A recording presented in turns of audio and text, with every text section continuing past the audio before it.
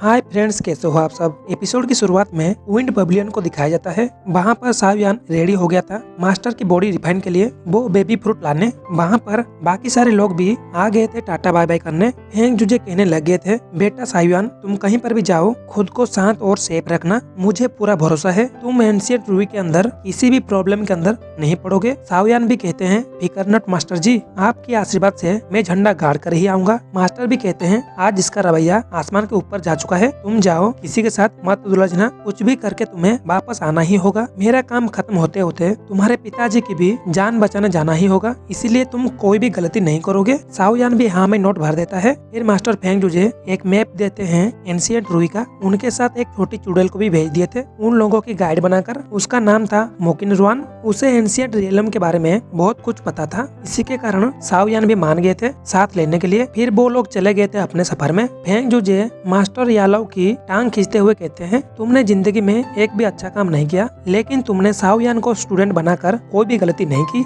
वो तुम्हारे स्टूडेंट बनने की योग्य है, इसके लिए तुम्हें कभी भी जिंदगी में नहीं पछताना पड़ेगा, नहीं तो आज तक तुमने कोई भी ढंग का काम नहीं किया। मास्टर याओचन भी कहते हैं, तुम्हारे बात में दम तो है, लगता है सावयान एक दिन मुझे भी पीछे छोड़कर आगे को निकल जाएगा, इसी में कोई भी डाउट नहीं। वो अपना हर एक फर्ज को सही से निभा रहा है। फिर हमें शिप का सीन दिखाया गया, जहाँ पर सारे बंदे इकट्ठा होकर मैप को समझने की कोशिश कर रहे थे। सावयान तो मैप को देखकर कहता है, हमें 10 दिन तो लग ही जाएंगे वहाँ पर पहुँचते पहुँचते। ये सुनते ही जिया मैम की नखरे शुरू हो गए थे। वो कहती है, मुझे नींद आ रही है, मैं और बोर हो नहीं सकती, मैं चला सोने। उसके साथ मास्टर तियान हु भी कहते हैं, हमारा भी यहाँ पर कोई काम नहीं, हम भी बिड़ू चले सोने के लिए। इसके बाद सावयान किंगलुयान से पूछता है, अब तुम एक एक चीज बताओ एंशिएंट रियलम के बारे में। वो बताने लगी थी, ये जगह एक वारक्राफ्ट की तरह है और यहाँ पर 3 मेजर सेक्ट का दबदबा चलता है। पहला है 9 नेदरबार्ड पाइथन, दूसरा है हेवेनली डिमॉन किंग, तीसरा है ताइसु एंशिएंट ड्रैगन, और हमारा मंजिल हाइग्यू माउंटेन की तरफ होगा। इस जगह पर नंबर 1 पोजीशन को होल्ड करता है 9 नेदर पाइथन ट्राइब। उसी के आसपास आज तक कोई था ना है, उनके साथ बहुत सारे खतरनाक योद्धा जुड़ रहे हैं। हमें कुछ भी करके इन 3 सेक्ट से कभी भी नहीं उलझना है। तभी हमारी छोटी जिया बीच में कूदा मार के कहती है, वो सब गए भाड़ में। वो तो खुद की ट्राइब के बारे में बढ़ा चढ़ा कर बोलने लग गई थी। मेरी ड्रैगन ट्राइब सबसे बेस्ट है, मेरे ट्राइब में लेजेंड्स की कमी नहीं। वो सावयान के पास जाकर कहती है, तुम्हें डरने की जरूरत नहीं जब तक मैं तुम्हारे साथ हूँ। फिर वो कहती है, जबकि तुम्हें कुछ पता नहीं, तुम्हें यहाँ पर भाषण देने के लिए किसने बोला। वो दोनों बिल्ली म्याऊ म्याऊ करके लड़ने ही वाली थी। तभी सावयान रेफरी बनकर उन दोनों की मैच को ड्रॉ करवा दिए थे। सावयान तो पूरी तरह समझ गया था उसको आगे क्या क्या करना होगा। फिर हमें कुछ लोगों को दिखाया जाता है जो कैंप लगाकर काम कर रहे थे। वहाँ पर स्टार पेविलियन की एल्डर हुआ मौजूद थे। तभी वहाँ पर विंड लाइटिंग पेविलियन की एक एल्डर कुछ लोगों के साथ आके धमका कर कहते हैं, जल्दी यहाँ पर अपना अपना बोरिया बिस्तरा बांधो और निकल जाओ यहाँ से। एल्डर हुआ कहते हैं, हमारी मिल्ली हमें म्याऊं, ये हमारा कैंप है, तेरे बाप का नहीं, यहाँ से चुपचाप निकल जा। इतने में वो एल्डर हुआ के ऊपर अटैक कर दिए थे। एल्डर हुआ भी शील्ड बनाकर उसके अटैक को रोकने लग गए,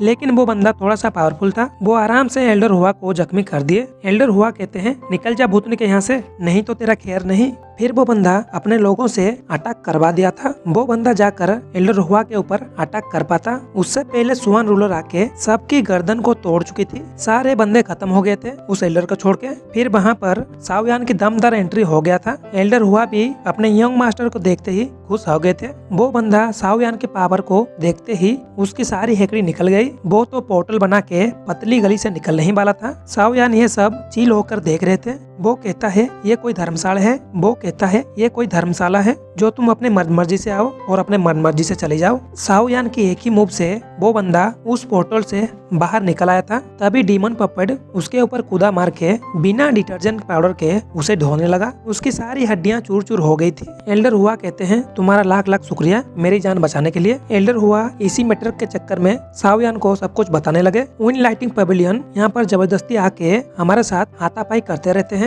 हम लोगों ने इस मामले को रफा दफा करने की कोशिश की, फिर भी वो लोग हमारी बातें सुनना नहीं चाहते। फिर हमें विंड लाइटिंग पेविलियन की कैंप दिखाया जाता है, जहाँ पर फेइतियान बता रहा था अंदर 3 एल्डर जरूरी मीटिंग कर रहे हैं। मैं यही चाहूंगा आज यहाँ पर कोई भी तमाशा खड़ा ना हो। तभी दिखाया जाता है स्काई में बहुत सारे लोगों की चिल्लाने की आवाज आ रही थी। फेइतियान कहने लग जाता है, ये कौन सी मुसीबत आ रही है। वहाँ पर वो एल्डर और उनकी सारी साथी आकर जमीन में गिर गए थे। ये देखते ही वहाँ पर सारे बंदे पीछे को हटने लगे। फेइतियान कहता है किसकी चर्बी हो गई यहाँ पर तमाशा खड़ा करने की। फिर शाओयान कहता है ओल्ड फ्रेंड फेइतियान, कैसे हो तुम? हमारी याद आती है कि नहीं? हम काफी टाइम के बाद मिले, आज स्वागत नहीं करोगे हमारा? फेइतियान को पता चल गया था शाओयान दावजोंग में पहुंच गए थे। अंदर से एल्डर की आवाज आता है, हमें डिस्टर्ब मत करो, जो भी है रफा दफा कर दो। फेइतियान कहता है पिछली बार की कुटाई मैंने आज तक भूली नहीं, आज इसका हिसाब एक एक करके जरूर लूंगा। वो अपनी थंडर पावर को एक्टिव करके आगे को बढ़ रहे थे। शाओयान तो बड़े ही आराम से बच रहे थे उसके हर एक हमले से, जैसे कोई छोटे बच्चे से खेल रहे हो। शाओयान उसके स्वॉर्ड को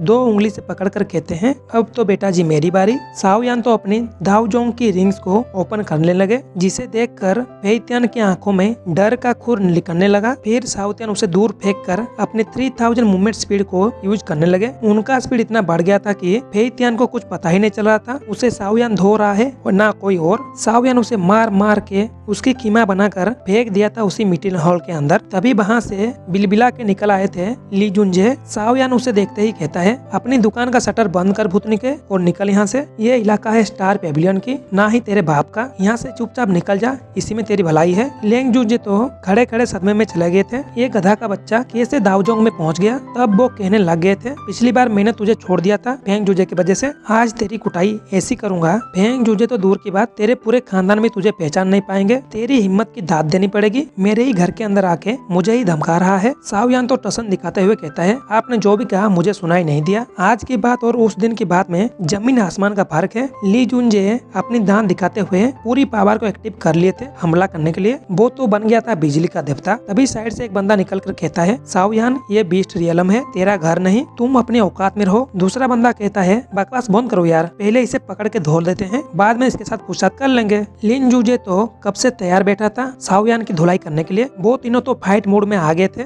तभी शाओयान एक इविल स्माइल देकर अपने हाथों को मूव करने लगा, जिसके कारण पीछे का स्पेस फट गया था। वहाँ से निकल आता है हमारी छोटी डॉक्टर टियानबू जुंजे, छोटी पैकेट जिया और भलुआ।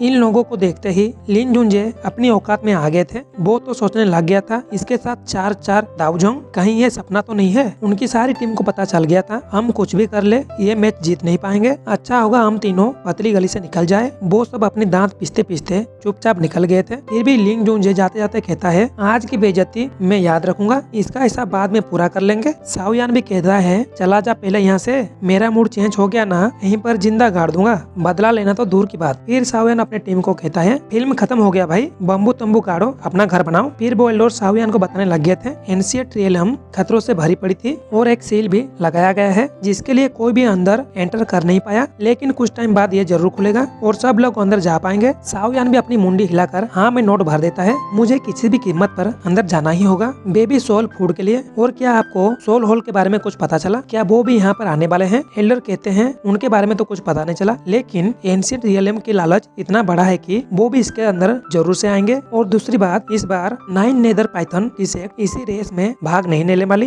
की पहले से लगी पड़ी है। कुछ दिन पहले उनके कुछ दावजोंग बंदे गायब हो गए थे, वो लोग उसी की इन्वेस्टिगेशन कर रहे हैं। उनके वॉरियर गैप कहाँ पर? शाओयान भी कहता है क्या दावजोंग्स को किडनैप करना संभव है? यहाँ पर हमें भी सतर्क रहना होगा, कहीं हम में से कोई गायब ना हो जाए। इसके बाद हमें रात का सीन दिखाया जाता है। जिया मैम तो आराम से सो रही थी, उसके पास किंग लिन आ गई थी तो जिया के ऊपर तंत्र मंत्र करके उसे अपने कब्जे में करने के लिए ट्राई कर रही थे एक सोल अटैक करके, लेकिन हमारी जिया अपनी दाव की को एक्टिव करके बच गई थी। उसके पीछे आ गया था एक बड़ा सा ड्रैगन। तभी उसके सारे साथी भी वहाँ पर आ गए थे। सब आके जिया की हाल चाल पूछने लगे। जिया भी कहती है मेरा क्या होगा, I am king of the west. वो लड़की इन लोगों को देख के भागने लगी। शाओयान कहता है तुम लोग जिया के ख्याल रखो, मैं जाके बिन बुलाए मेहमान की हाल चाल पूछ के आ जाता हूँ। फिर वो दोनों की मारधार शुरू हो गई थी। लड़की भी शाओयान को बराबर की टक्कर देने लगी। तभी वो शाओयान के ऊपर कर दिया था स्नेक का हमला, लेकिन शाओयान को उसके हमले का कोई भी घंटा असर नहीं पड़ा, वो तो आराम से बच गया था। फिर वो लड़की अपनी हैंड साइन को चेंज करते हुए वहाँ पर एक पोर्टल बनाकर एक खतरनाक सी वॉरियर को बुला लिए थे। इन दोनों के बीच भी 2-2 हाथ शुरू हो गए थे। फिर वो लड़की मौका पाते ही वहाँ से चली गई थी। वो बंदा भी